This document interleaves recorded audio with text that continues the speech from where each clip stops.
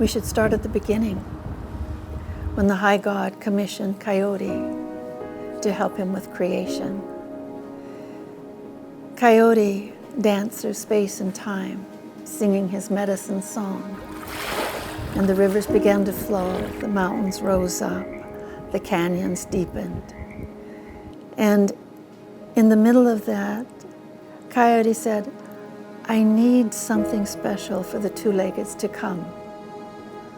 And he created Lawetlat'la, Mount St. Helens, because he knew the two-leggeds would need a spiritual ground, a grounding place, along with all the rivers that were going to give them life. But they needed this place in time that would be a grounding place. So that would be the beginning of the Cowlitz people, and this is a time when animals talked. Instead of the myth time, as anthropologists and archaeologists call it, I call it the mist time. The mist time when animals talked in preparation for the two-leggeds that were to come.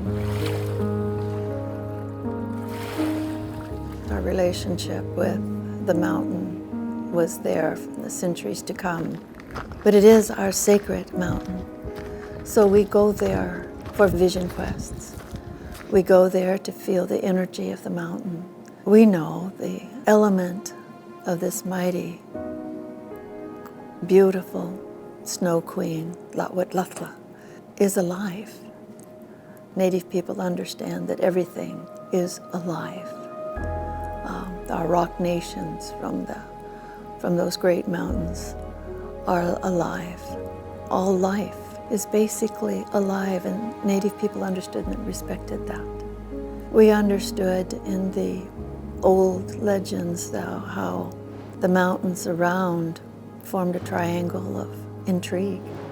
Mount Katu, Mount Adams, Tahoma, Mount Rainier, Lawetlat'la, Mount St. Helens. Of course, they had stories of intermountain strife, mostly jealousies. The dueling women, Tahoma, Lawetlat'la, might have been fighting over Mount Adams, Katu, as a husband of one or a fiancé of one and jealous by the other. So there was always the stories and legends. But the Cowlitz never had any doubt who would win any intermountain war, because Mount St. Helens had fire within her body. And so that had to be respected too. The mountain has erupted many times in centuries and centuries of life and continued to be the respected being that the mountain was and is. So we still go to the mountain for those energies and understand the sacredness of her being on this earth. She is surrounded by rivers that further give us life-sustaining beings that brought nourishment, sustenance to us. The mountain being sacred was also a confessional. Go to the mountain for several things. One, in the vision quest for our young, basically to connect with who they are, who they were to be, what in nature would give them knowledge and give them wisdom, the wisdom of the earth. As in the elders and those that were getting ready to join the ancestors, they might go to the mountain to sing their last song, to talk with the mountain about when they were going to join the ancestors on the banks of ancient rivers, and how they would support their descendants in the vantage point and the wisdom of being an ancestor. Our ancestors never go into oblivion. Our ancestors are living not only within us, but beside us, giving us wisdom, helping us. one of our weapons toward recognition that no one understood is that our ancestors were there with their ancestral power to keep us going, to continue that passion of being Cowlitz and never give up, never give in, never turn back. So the mountain gives us that grounding, that basic strength. We live by the rhythm of the suns and the moons. We live by the rhythms of the seasons.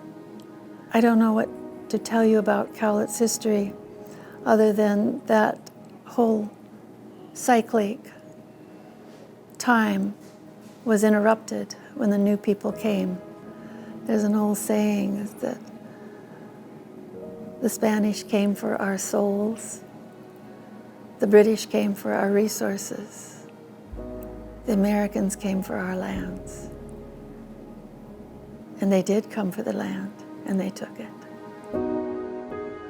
Were you here in 1980 during the last big eruption?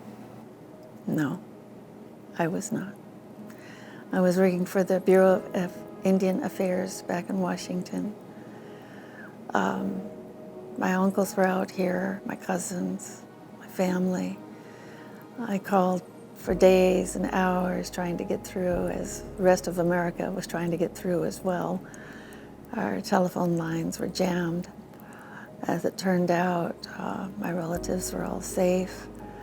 I was watching the news. Of course, our eyes were on the news constantly. And basically on CBS, there was an interview of my uncle. And he was talking about why our mountain was angry. And a lot of it had to do with how we were treated. But of course, it was just a short interview. But I knew he's okay. His very strong curmudgeon self.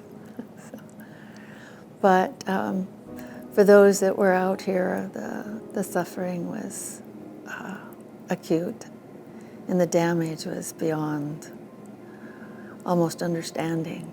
Not just the ones who lost their lives, but people's fields were destroyed, that, their crops were under cover of ash. Took years, it's probably still taking years for the regrowth and the forests coming back. Mountain goats are coming back in strength. A lot of wildlife, a lot of plants, medicines have recovered. Do you have any wisdom about coexisting alongside the mountain that you would like to share with everyone for the future? Oh, they have idioms, go with the flow. We had to be here in the presence of such a mighty force. We learned how to live, period, on this earth, with the rivers and the harvests and the seasonal rounds, the mountain with fire in it. We still come to the rivers for our ceremonies. We still come to the mountains, sometimes to feel the energies, to touch our ancestors. It's like you're asking me, how do you breathe every day? What is your association with breath? What is your association with getting up in the morning and opening your eyes? What is your association with hearing the vibrations of the earth? How do you answer that? The Cowlitz have been here for so long. The Cowlitz just is. It was, and it is, and it will be.